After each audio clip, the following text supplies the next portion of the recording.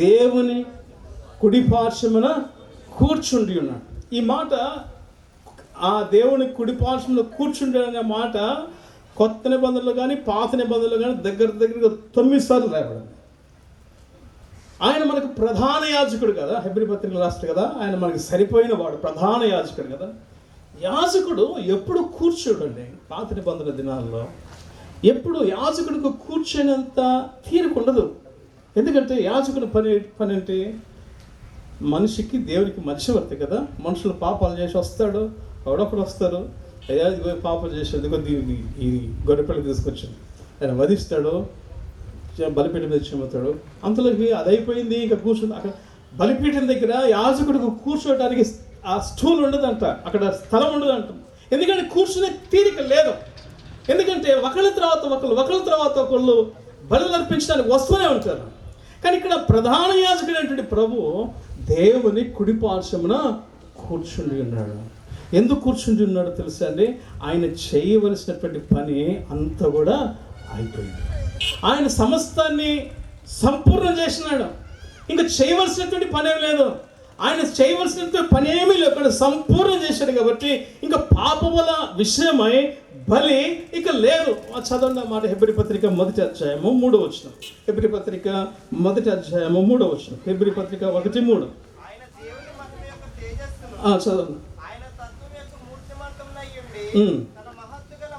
తన మహత్తుగల మాట చేత సమస్తమును నిర్వహించుచు పాపముల విషయంలో శుద్ధీకరణము తానే చేసి దేవదూతల కంటే ఎంత శ్రేష్టమైన నామం పొందినో అంత శ్రేష్ఠుడై ఉన్నత లోకమందు మహామహుడకు దేవుని కుడిపార్శ్వమున కూర్చున్నాడు. పాపముల విషయం ఒక్కసారి ప్రాయశ్చిత్తం చేశాడు. ఇంకా పాపాలకు సారికి మాటికి బలివాల్సిన పని లేదు.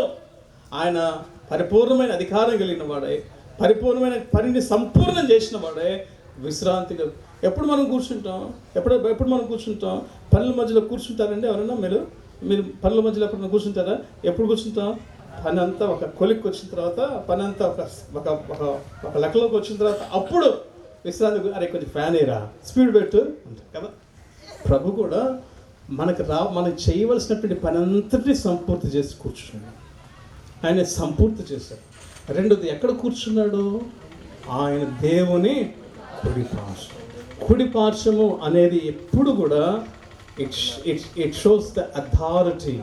అది అధికారాన్ని చూపిస్తుంది. దేవునికి కుడిపార్శ్వం ఆయన కూర్చున్నాడు అంటే ఆయన చేతిలో సంపూర్ణమైనటువంటి అధికారం ఉంది, సంపూర్ణమైన అధికారాన్ని కలిగిన వాడు. అందుకని కొలసీ పత్రికలను మనం ఒక మాట చదువుతాం. 1వ అధ్యాయము 15వ వచనం నుండి మనం చదివితే, కొలసీ పత్రిక 1వ అధ్యాయము 15వ వచనం.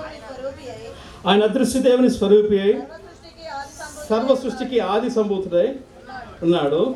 ఏలైనగా వినండి, ఆకాశమందున్నవి, భూమి అందున్నవి, దృశ్యమైనవి, అదృశ్యమైనవి, అవి సింహాసములైన, ప్రభుత్వములైన, ప్రధానులైన, అధికారములైన సర్వమును ఆయన యందు సృజించబడిన. సర్వమును ఆయన ద్వారాను ఆయన బట్టి అంత సంపూర్ణమైన అధికారం ఉంది. ప్రియమైన దేవుని బిడ్డలారా, ఆయన కార్యములన్నిటినీ సంపూర్ణం చేసి సర్వాధికారం కలిగిన వాడే దేవుని కుడిపార్శ్వమున కూర్చుని. ఇంకొక మాట మీకు జ్ఞాపకం చేస్తాను. ఆయన ఆదికాండం 1వ అధ్యాయంలో ఆయన తన మాట చేత సంపూర్ణమైన సృష్టిని సృష్టించాడు. అంతే కదా. కలుగునుగా కంటే కలిగినాయి. ఆయన నోటి ద్వారా మాట పలికితే సంపూర్ణంగా కలిగినాయి. అయితే హెబ్రీ పత్రిక 1వ అధ్యాయంలో అదే దేవుడు మహత్తుగల తన మాట చేత సర్వమును ఆయన ఏం చేస్తున్నాడు? నిర్వహించుచున్నాడు. What authority is this? ఇంత గొప్ప అధికారం ఆయనకుంది. ప్రియమైన దేవుని బిడ్డలారా, ఇంత గొప్ప అధికారం ఆయన ఆ అధికారాన్ని నీకు ఇవ్వటానికి ఇష్టపడతా ఉన్నాడు. నీ సోదరులు నిన్ను ఆ అధికారం ఇచ్చి బలపరచడానికి ఇష్టపడుతున్నాడు. ఆయన దేవుని కుడిపార్శ్వమున కూర్చుని ఆయన ఏం చేస్తున్నాడు? దేవుని కుడిపార్శ్వమున కూర్చుని ఆయన ఏం చేస్తున్నాడు? విజ్ఞాపన చేస్తున్నాడు. ప్రియులారా, అక్కడ కూడా ప్రభు ఖాళీ కూర్చోలేరు. ప్రియులారా, దేవుడు కుడిపార్శ్వమున కూర్చొని ఆయన విజ్ఞాపన చేస్తున్నారు. Until we get into heaven, Jesus is praying for us from heaven. మనం పరలోకంలోనికి చేరుకునేంత వరకు ప్రభు పరలోకములో నుండి మన కొరకు ప్రార్థన చేస్తున్నాడు. ప్రియమైన దేవుని బిడ్డలారా, మనము పైన వాటిని వెతకాలి. ఆ వెతకటానికి ఆయన సహాయం చేయడానికి సర్వశక్తిమంతుడు. ఎలా వెతకాలి? మొదటి వచనము, 3వ వచనము, మీరు క్రీస్తుతో కూడా లేపబడిన వారైతే పైనున్న వాటిని వెతకుడు. 2వ వచనం, పైనున్న వాటి మీదనే 2 సార్లు పైనున్న వాటి అంటే ఇదేం చూపిస్తారు ఇంగ్లీష్లో? Constant seeking. దాని అర్థం ఏంటంటే అది ఏ ఇంగ్లీష్లో చూస్తే ప్రజెంట్ కంటిన్యూస్ టెన్స్లో ఆగిపోకుండా వెతుకుతూనే ఉండాలి క్రైస్తవ జీవితంలో. శోధన వచ్చిందా, పడ్డావా, తిరిగి లేచి మళ్ళీ కొనసాగించు. మళ్ళీ పడ్డావా, తిరిగి లేచి కొనసాగించు. అపవాది చెప్తుంటాడు, నువ్వు ఓడిపోయావు, ఇక నీ వల్ల కాదు, నీ గతం బాగాలేదు, నీ అలవాట్లు బాగాలేదు, నీ ఆలోచన బాగాలేదు, ఇక లాభం లేదు, నీకు వదిలేసి. ఇట్స్ ఎ బిగ్ లై. ఇది గొప్ప అబద్ధం. దీన్ని నమ్మొద్దు. నువ్వు ప్రభునందు మరణించిన వాడవు, లేపబడ్డవాడవు, దాచబట్టబడ్డవాడు, ప్రభు మహిమ కొరకు సిద్ధపరచబడుతున్నవాడు. పైన వాటిని వెతకాలి, సారికి వెతకాలి, పట్టు వదలక వెతకాలి, ప్రభు దగ్గరికి చేరేంత వరకు వెతకాలి. ఆల్బర్ట్ ఐన్స్టీన్ అనేటువంటి ఆయన గొప్ప శాస్త్రవేత్త. ఆయన మంచి ప్రఖ్యాతమైనటువంటి సిద్ధాంతాలు, నాకు సైన్స్ పెద్దగా తెలియదు కాబట్టి నేను దాని గురించి వివరించలేను, కానీ ప్రముఖ సైంటిస్ట్ కదా ఆల్బర్ట్ ఐన్స్టీన్. ఆయన చిన్నతనంలో ఆయన స్టడీస్ ఎట్లా స్థాయినాయో తెలుసా? చిన్నప్పుడు ఆయన స్కూల్కి వెళ్ళినప్పుడు వెంటనే టీచర్స్, ప్రిన్సిపల్ వాళ్ళ పేరెంట్స్ కవర్ చేసి, మీ అబ్బాయి మా స్కూల్లో తీసుకెళ్ళి, మా అబ్బాయి అట్లా ఆ ఊర్లో ఉన్న అన్ని స్కూళ్ళు తిప్పారట, అన్ని స్కూళ్ళు. ఇంకా ఆ ఊర్లో స్కూల్ లేకపోతే పక్క ఊర్లోకి వెళ్ళారు. ఆ పక్క ఊర్లో కూడా చేర్చుకోలేదండి. మీ వాడు చదవడండి, మీ వాడు చదవలేదు, మీ వాడి వల్ల కాదు, మీ వాడికి అడ్మిషన్ లేదు, మీ వాడికి ప్రమోషన్స్ ఇవ్వలేము.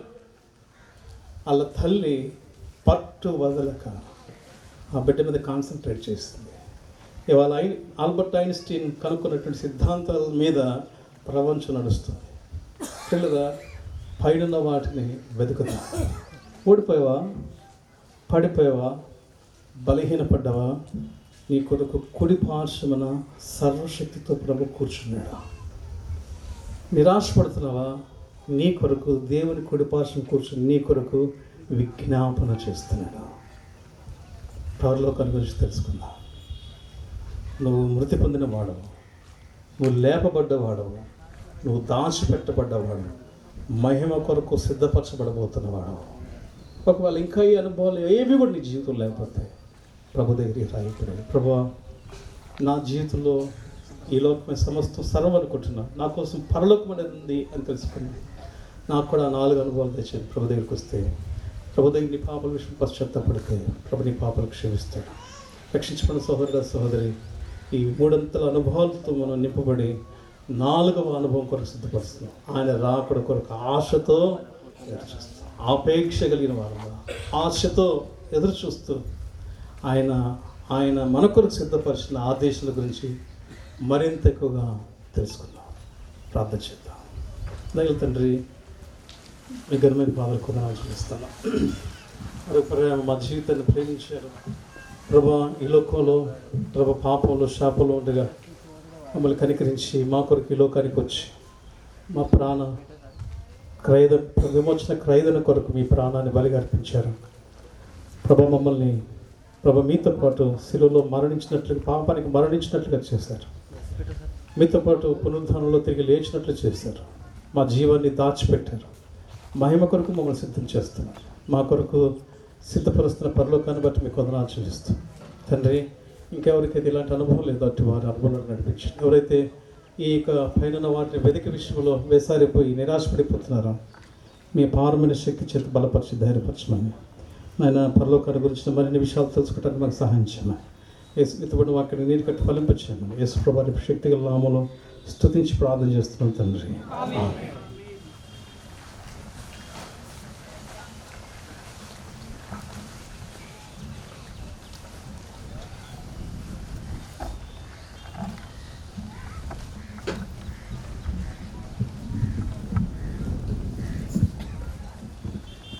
కీర్తన పాడుకుంటూ ఒకసారి లేచి నిలబడదాం.